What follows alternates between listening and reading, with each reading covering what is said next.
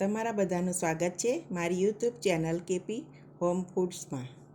Hello friends, તો આજે આપણે બનાવીશું મસ્ત એવા છૂટા લીલા મગ. રોટલી કે પરાઠા કે પૂરી કે ભાત તમે બધા સાથે ખાઈ શકો એવા બનાવીશું. તો ઇન્સ્ટન્ટ બનાવવાના છે, આપણે પલાળેલા નથી. તો ચાલો આપણે રેસીપી શરૂ કરીએ. અહીંયા આપણે એક કુકર લઈ લઈશું અને એક વાટકી મેં લીલા મગ લીધા છે.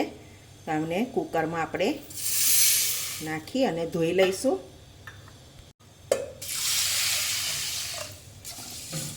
આ રીતે આપણે એને 2 થી 3 પાણીથી આપણે ધોઈ લેવાના છે. આ રીતે આપણે મગ ધોઈ લીધા છે. હવે એમાં આપણે 2 વાટકી પાણી ઉમેરી લઈશું. આપણે કોરા મગ બનાવવાના છે. અડધી ટેબલ સ્પૂન જેટલું મીઠું,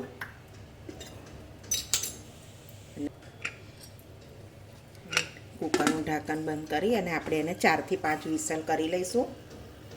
તો આપણે કુકરનું ઢાંકણ ખોલી અને જોઈ લઈએ છીએ. તો સરસ આપણા મગ બફાઈ ગયા છે, તમે જોઈ શકો છો.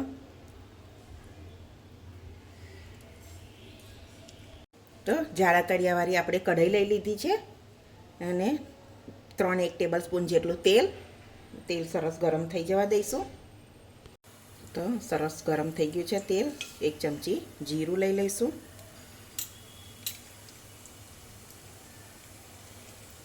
જીરું બરોબર સતરાય એટલે હિંગ, લસણની કળીઓ લઈ લઈશું. તમે લસણ ના ખાતા હોય તો સ્કીપ કરી શકો છો. લસણ બરોબર સતરાવા દઈશું.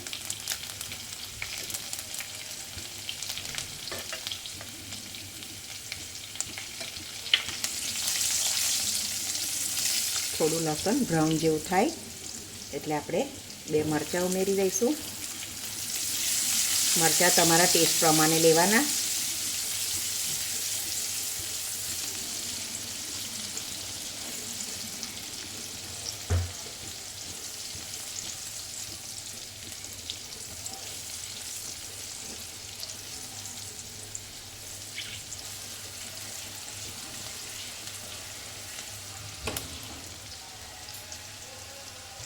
એક ચમચી હળદર લઈ લઈશું.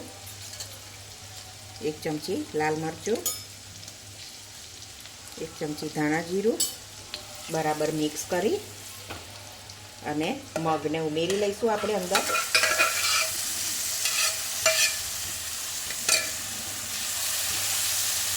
બરાબર મિક્સ કરી લઈશું.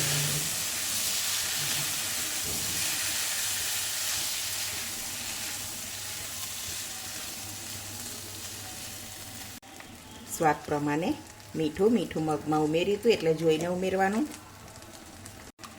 1 ચમચી ખાંડ તમે ના ખાતા હોય તો સ્કીપ કરી શકો છો. થોડો ખટાશ માટે આમચૂર પાવડર લઉં છું. તમારે લીંબુ લેવું હોય તો તમે લીંબુ લઈ શકો છો. તો સરસ આપણા મગ બનીને રેડી છે. તો આપણે ઉપર ધાણા ઉમેરી લઈશું.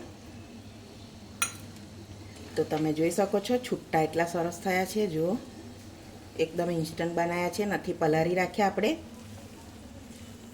તમે આ ભાત કે રોટલી પરોઠા સાથે પણ ખાઈ શકાય એવા બન્યા છે. તો આપણે સર્વિંગ બાઉલમાં લઈ લઈશું. તો મગ મસ્ત બનીને રેડી છે.